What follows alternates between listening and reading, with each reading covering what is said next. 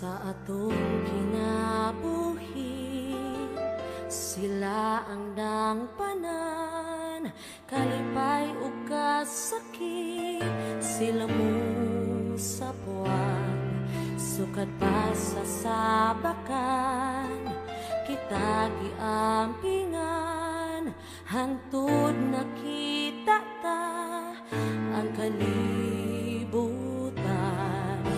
Giagak o gimakuto o kita giatiman, ug sa una natong paglakang ilahang nabatyagan, ug sa pagtulog sa gabi sila nagpulaw permi, aron lang kita mabantayan. Way makatupong sa gugma sa mga inahan.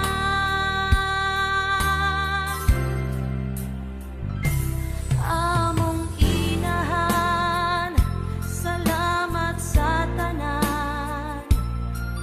Ikaw ang suga sa mangit-ngit nga dalan. Kung may pagsuway, ikaw ang kinahanglan, kay mas mugaan kung naatay inahan. Tanan jud giantos bisan sa kapitos, aron ang anak mahimutang ug maproteksyonan. Ang mga inahan tinuod nagasa sa kahitasan.